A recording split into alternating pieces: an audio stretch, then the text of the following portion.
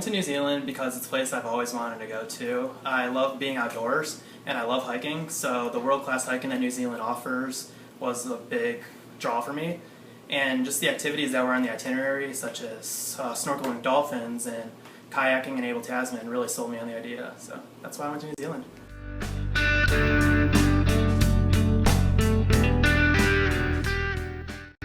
One of the main things I learned in New Zealand that will kind of carry out through my career is basically how matter-of-fact and common sense sustainability is in New Zealand and in the practices in their everyday lives. Like, we got tours of businesses and we learned about sustainable tourism, but just the everyday mindset of how much sense being sustainable makes kind of is very different from what we experience here in the United States. So I think just being able to phrase and frame sustainability as just an easy thing you can do in your daily life is going to be valuable for convincing people in the U.S. and companies in the U.S. to also be sustainable.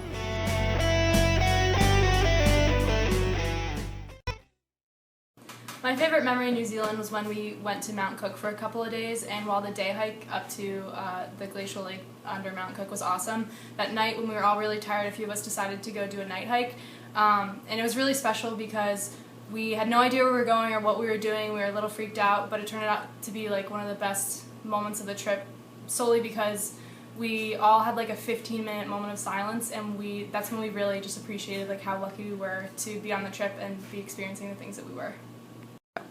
My favorite memory from New Zealand was our group hike to the top of Queenstown Hill.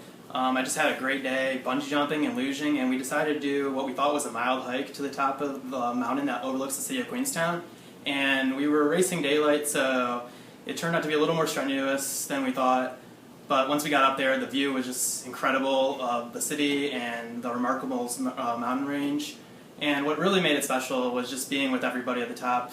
We had just met each other a week before that, but at that time I felt like I knew them for forever. So that was